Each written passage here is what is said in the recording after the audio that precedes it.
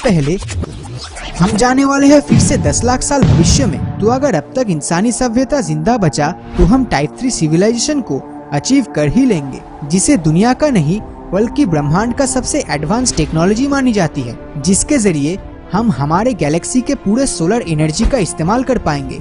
लेकिन आज 2019 में हम अपने सूरज का 0.5% एनर्जी भी इस्तेमाल नहीं कर पाते हैं, और तब हम इस पूरे मिल्की वे गैलेक्सी के जितने भी सितारे हैं उन सभी के सोलर एनर्जी को इस्तेमाल करने की काबिलियत रखेंगे। आने वाले 5 करोड़ सालों में मंगल का चांद फोर्ब्स अपने एक्सिस से डिस्टेबिलाइज हो जाएगा और मंगल ग्रह के टाइडल फोर्सेस के चलते फोर्ब्स धूल में बदलकर मंगल के चारों तरफ शनि ग्रह की तरह एक रिंग बनाएगा।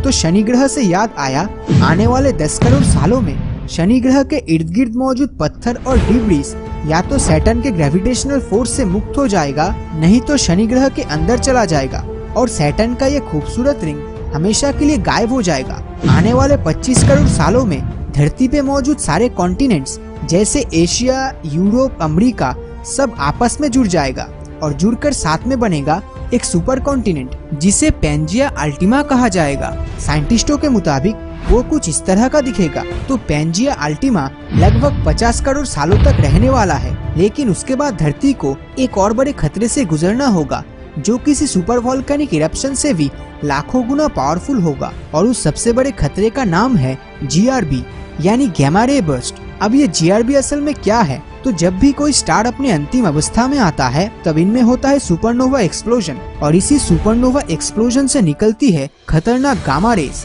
जिनकी रेडिएशन बहुत ज्यादा होती है। ये कितना खतरनाक है वो आपको कुछ ही सेकंड में पता चल जाएगा। 5 लाख सालों में धरती के साथ मिनिमम 1 किलोमीटर डायमीटर वाले एस्टेरॉयड के टक्कर होने की बहुत ही हाई पॉसिबिलिटीज रहेगी, जो धरती के सतह पे 400 किलोमीटर फैला हुआ एक गड्ढा बना देगा जो धरती के चारों तरफ बहुत ही भयानक तबाही फैलाएगा। इन तबाही में इतनी जगह जल जाएगी कि आग से उत्पन्न होने वाले धुएं में सांस लेने में भी तकलीफ होगी। अगर ये सब सुनकर आपको अब भी धरती पर रहने की इच्छा है तो थोड़ा रुक जाइए, क्योंकि 10 लाख साल बाद धरती पर होगा सुपर वोल्केनिक इरप्शन, और ये इतना खतरनाक होता है कि सुनामी से भी ज्यादा तबाही मचाने की काबिलियत रखता है। इस तबाही में 3000 क्यूबिक किलोमीटर के जितनी पूरी एरिया को गर्म लावे से भर देगा, और ये एरिया इंडिया के सबसे बड़े नेशनल पार्क को आराम से लावा के चादर से ढक सकता है। लेकिन सबसे बड़ा खतरा इनके लावा में नहीं बल्कि इनसे उत्पन्न होने वाले धुएं में होता है, क्योंकि आखिरी बार सुपर वोल्केनिक इरप्शन आज से लगभग 75,000 साल पहले हुआ था